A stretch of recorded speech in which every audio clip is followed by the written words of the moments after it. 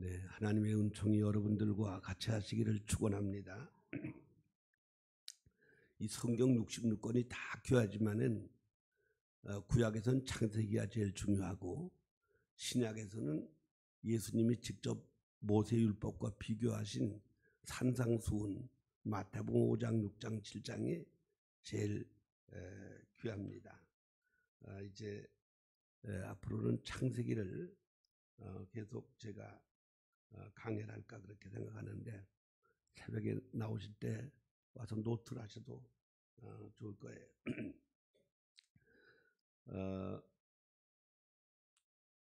하나님이 땅이 혼돈하고 공허하며 흑암이 깊음에 있을 때에 빛을 만드셨다. 태초에 하나님이 천지를 창조했다고 말씀하시면서 천지 창조 과정을 말씀하신 제일 먼저 하나님이 빛을 만드셨습니다.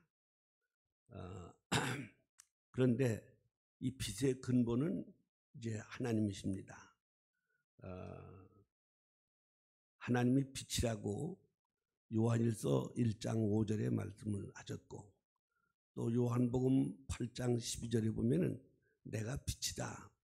요한복음 1장 4절 5절에 보면은 빛이 세상에 왔지만 세상이 알지 못한다. 그러니까 하나님이 빛이시고 예수님이 빛이라고 말씀을 하셨고 마태복음 5장 14절에 보면은 너희는 세상의 빛이다. 이 너희라고 하는 게 교회 나온다고 다 너희가 아닙니다. 이제 예수를 영접한 사람 그런 사람들을 지칭해서 하는 말씀이었습니다. 그러니까 교회에 나와도 예수가 없는 사람들 이런 사람들은 빛이 아니고 예수를 모시고 사는 사람들이야 빛이라고 말씀을 했습니다.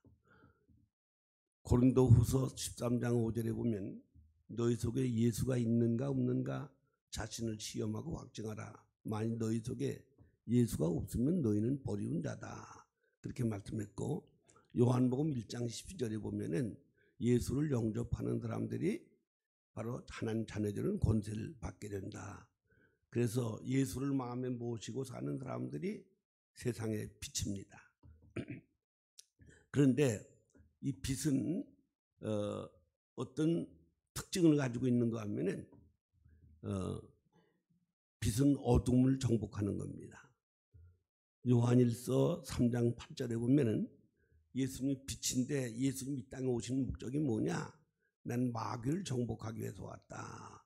그렇게 말씀했어요. 그러니까 이 어둠이라고 하는 것은 바로 마귀의 세력을 이제 가리키고 있기 때문에 그래서 내가 이 땅에 온 것은 마귀를 정복하러 왔다고 그렇게 말씀을 했습니다. 이 죄를 정복하기 위해서 그래서 예수님이 이 땅에 이제 오셨다. 이제 그런 뜻이 되는 거죠. 그 다음에 그 빛은 어둠을 정복할 뿐 아니라 빛은 따뜻합니다. 사랑을 말하는 거죠. 그래서 고린도전서 13장 4절에 보면은 이 사랑이라고 하는 것은 바로 이렇게 베푸는 거. 베드로전서 4장 8절에 보면은 사랑은 허다한 허물을 덮어주는 게 사랑이다. 그렇게 이야기를 했습니다. 강도 만난 사람이 쓰여졌을 때에 그 제사장과 레위 사람은 지나갔지만은 사마리아 사람이 그 부비를 다 덜어주고 이제 도와줬기 때문에 이 사람에게 선을 베푼 사람, 그 사람의 이웃은 바로 이 사마리아 사람이라고 그렇게 이야기를 하고 있습니다. 이렇게 사랑은 선을 베푸는 거, 이웃에게 나눠주는 예수님이 십자가를 지고 죽으신 것은 바로 우리 죄를 다 용서하기 위해서 십자가를 지신 것처럼 이제 사랑은 이 빛은 따뜻한 겁니다. 동시에 빛은 에너지예요. 능력을 말하는 것입니다.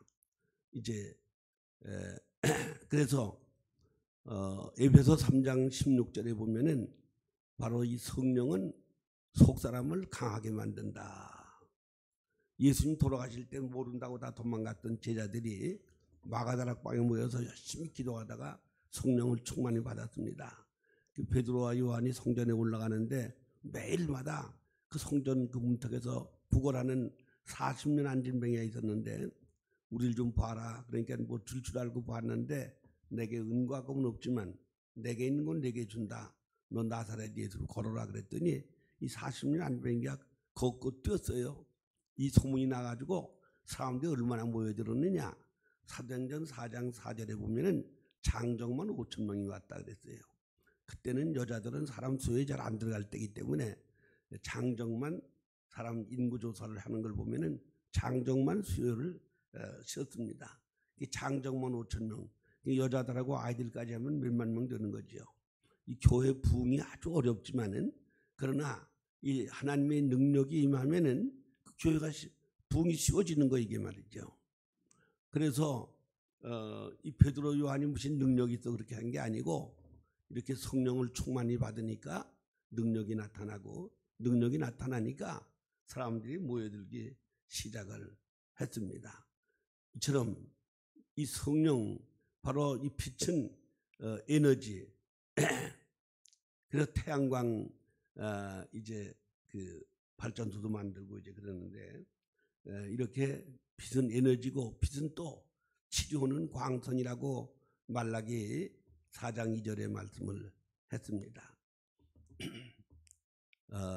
예수님이 가시는 곳마다 인산을 이루었는데 사람들이 얼마나 많이 모이는지 용신할 수가 없었다고 마가복음 2장 1절에서는 그렇게 이야기를 하고 있습니다. 그 왜 모여들었는가 하면은 예수 앞에 가면 못 고치는 병이 없으니까 병원에서는 못 고치는 병이 있어서 죽기도 하지만은 그러나 예수 앞에 가면은 모든 병을 다 고쳐. 안진병이고 뭐 소경이고 문둥병이고 이런 것들이 다 불치병이고 전염되는 병이기 때문에 문둥이가 3m 안에는 돌로 때려 죽여도 어디가 호소를 못하는 그런 시대였습니다. 그럼에도 불구하고 문둥이들도 찾아가 가지고 다 고침받고 심지어 죽은 사람도 살아나는 마가복음 5장 34절부터 43절에 보면은 12살 먹은 회당장 딸이 죽었는데 예수님 살려놓으시고 누가복음 7장 11절로 17절에 보면은 나인성 과부 아들 청년이 죽었는데 상을 메고 가는 걸 예수님이 상을 내려놓으라고 내려놓고 청년아 일어나라 그러니까 살아났잖아요. 요한복음 11장 44절에 보면은 50대 나사로가 죽었는데 장례식이 나흘 됐는데 무덤에 가셔가지고 예수님이 야 나사로야 너 나와 그러니까 나사로가 그냥 배로 동인체로 살아나왔다고 그랬어요. 그러니 예수님 앞에 가면 죽은 사람도 살아나는데 뭐 못 고치는 병이 어디 있습니까? 그러니까 주님 가시는 곳마다 사람들이 무지무지 모였어요.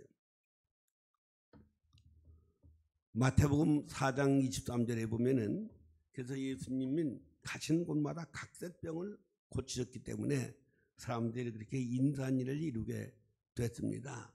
이처럼 예수님이 계신 곳에 가기만 하면 무슨 병이든지 고치는 것처럼 그 마가복음 2장 5절에 보면은 중풍병자를 넷이 메고 왔는데 이 중풍병은 지금도 못 고치잖아요. 그런데 메고 왔는데 예수님이 그 중풍병자 보고 야, 내 죄가 사해졌다. 그 옆에 있던 서기관이 속으로 꼴값하네. 지가 뭔데 죄를 사한다고 그래. 병이나 고치지 말이지. 죄는 하나님이 사하는 거지 어떻게 지금까지 죄를 사한다고 그래. 그렇게 속으로 마음속으로 그랬는데 예수님이 그 마음을 읽으시고 야, 너 왜 나를 평론하냐? 하나님이 죄를 사하시듯이 나도 죄 사는 권세가 있는 걸 너에게 알리려고 그런다. 너 산 가지고 걸어가 그랬더니 그냥 그 중풍병자가 자기의 메고 온 상을 가지고 걸어 나갔습니다. 이때 사람들이 하나님께 영광을 돌렸다고 그랬는데 이 중풍병은 육신의 병이고 죄는 영혼의 병입니다. 그런데 예수님은 이 중풍병보다도 영혼의 병이 더 무서운 거니까 예수님 그 죄를 해결하기로 오셨잖아요. 그래서 예수님은 영혼의 병까지 치료하시는 마태복음 10장 28절에 보면은 몸은 죽일 수 있어도 영혼을 죽이지 못한 자를 두려워하지 말아라. 몸은 늙고 병들고 죽는 거지만 영혼은 하나님의 형상대로 지어져서 하나님이 영생하시는 것처럼 우리 영혼도 영생하는 겁니다. 그런데 그 영혼의 병이 뭐냐? 그 영혼의 병이 바로 이제 죄인데 이 죄가 있으면 하늘나라를 못 가잖아요.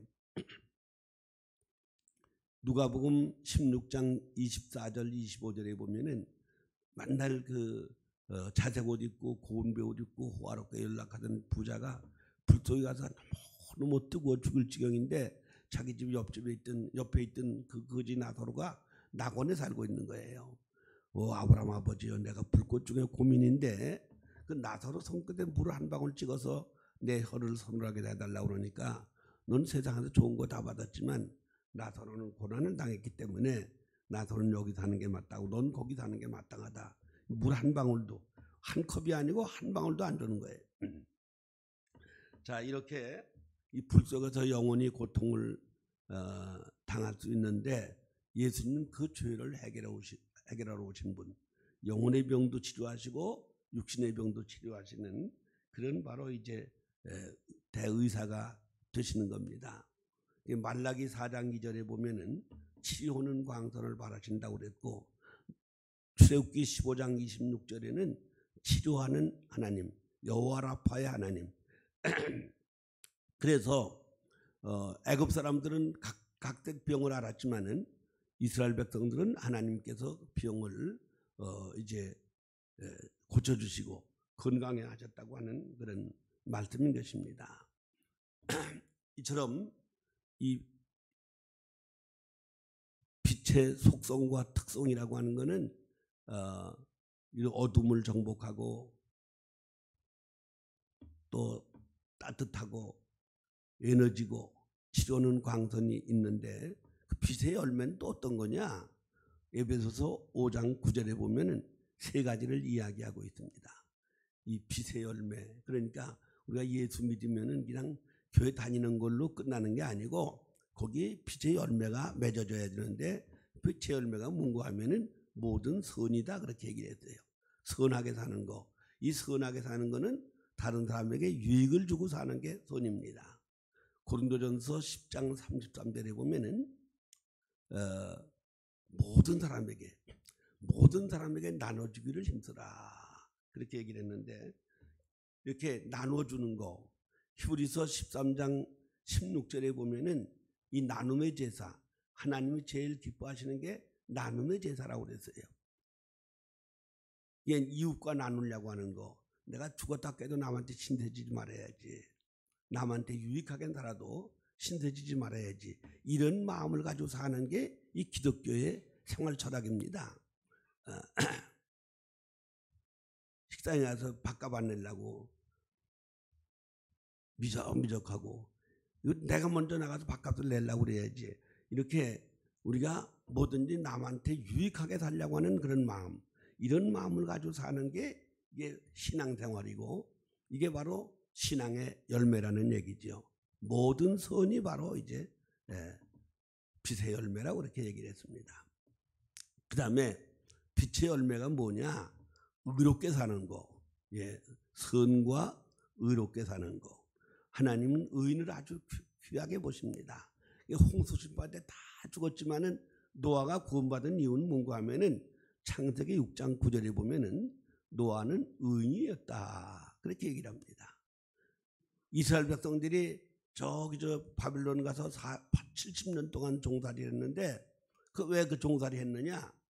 하나님이 예루살렘 거리에 의인이 한 사람만 있어도 봐주려고 그랬어요. 근데 한 사람이 없어서 결국은 망하고 그 바벨론에 70년 동안 포로 생활을 했습니다. 소돔 고모라가 멸망할 때 의인 10명만 있으면 하나님이 그걸 봐주려고 했는데 그 수십만이 살고 있어도 의인 열이 없기 때문에 구원받지 못하고 유황불 심판을 받게 됐습니다. 이처럼 하나님은 아주 의인을 귀하게 여기시는데 이 빛이 있으면은 빛의 열매는 뭐냐?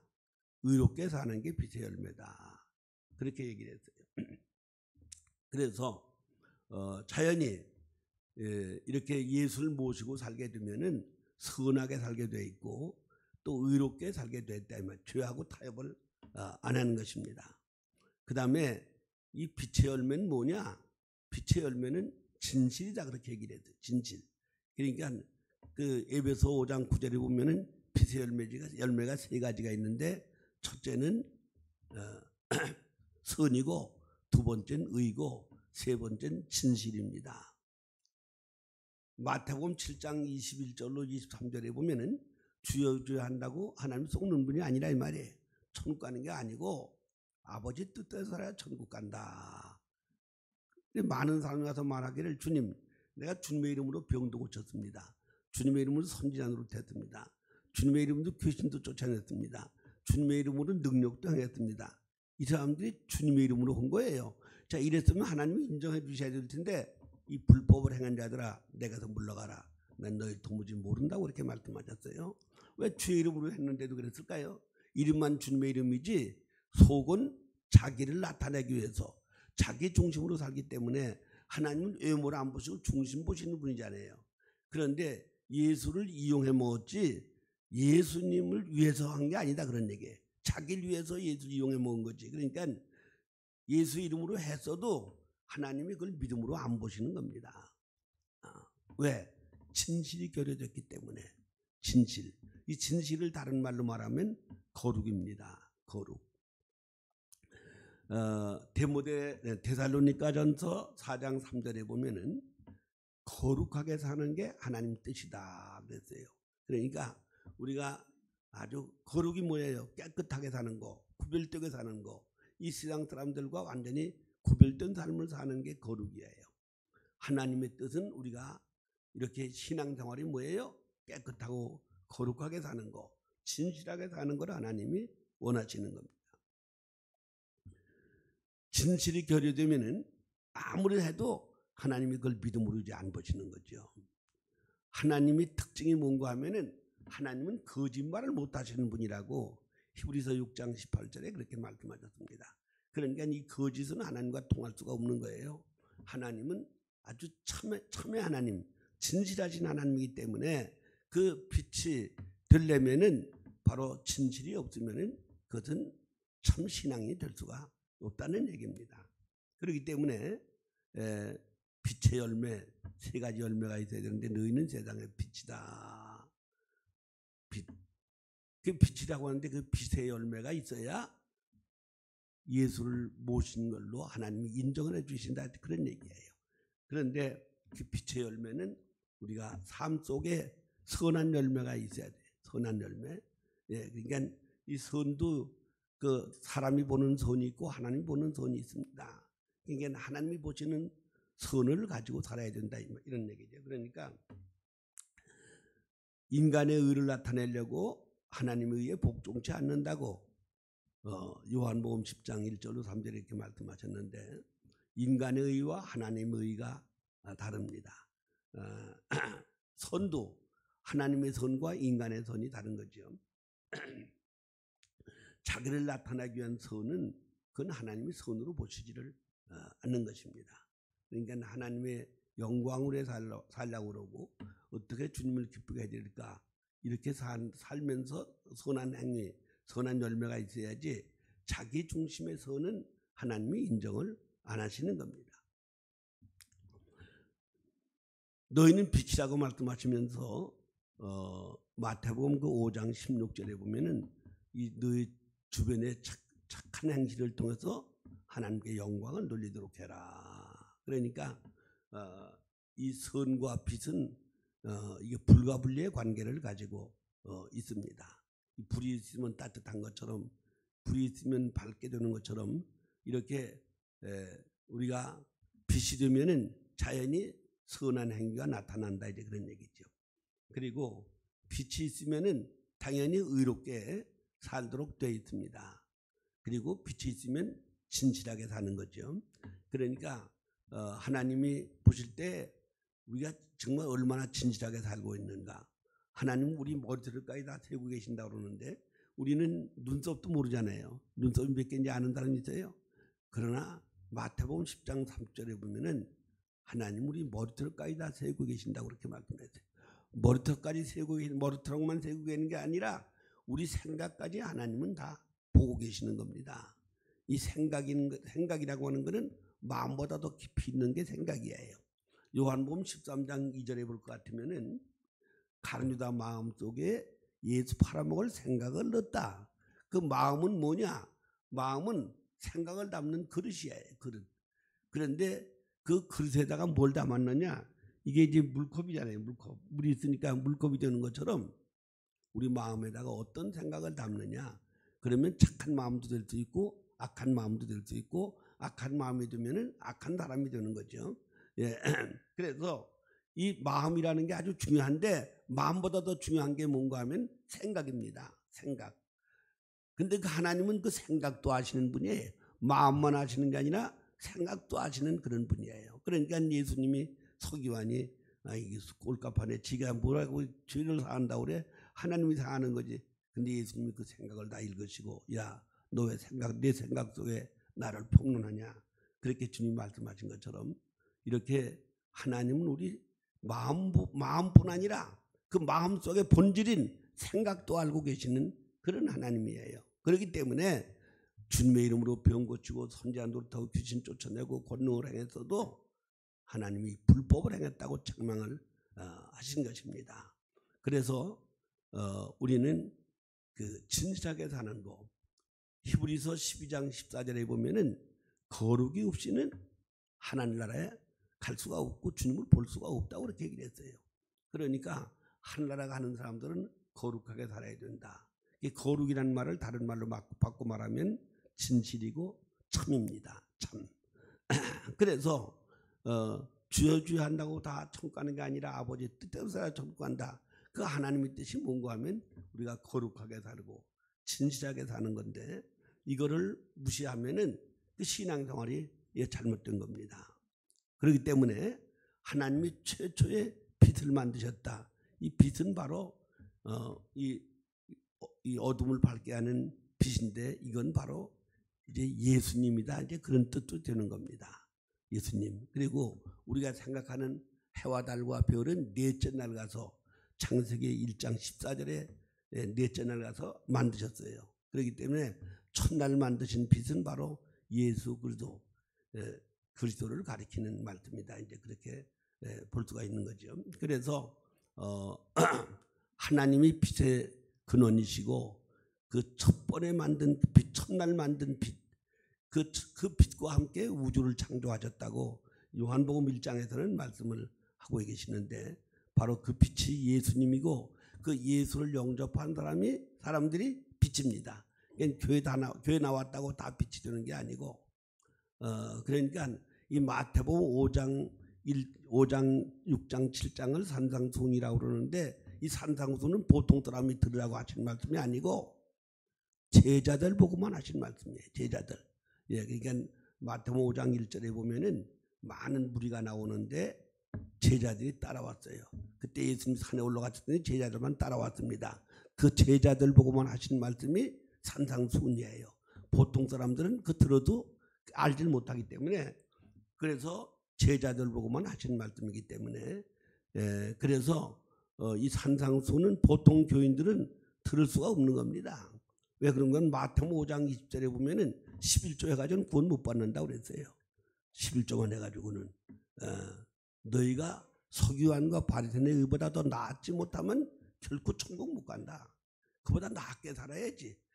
이 율법을 지키는 사람들, 서기관 바리새인들, 모세 율법을 지키고 계명을 지키는 것보다 차원이 높은 게 바로 복음이고 믿음입니다. 그렇기 때문에 이 서기관과 바리새인의 의보다 더 낫지 못하면 천국 못 간다. 그 예수님 이렇게 말씀하셨는데 그래서 산상수훈이 귀한 것은 이 모세 율법과 비교하면서 모세는 이렇게 얘기했지만은 나는 너에게 이렇게 얘기한다. 그래서 이 산상수훈이 이렇게 귀중한 건데 이 산상수훈은 보통 교인들이 하는 얘기가 아니라 특별한 사람들, 이 제자들, 지금 말하면 목사님과 장로님들이라든지 어쨌든 그 예수를 모시고 있는 사람들에게 주신 말씀이 바로 이제 산상수훈입니다. 그래서 이 산상수훈이 그렇게 소중하고 창세기가 소중한데 이제 앞으로는 이 창세기를 강의할 텐데 그렇게 하시고 오늘 첫날 하나님 빛을 만드신 하나님에 대해서 말씀을 나누면서 이제 은혜를 받았습니다. 기도하겠습니다.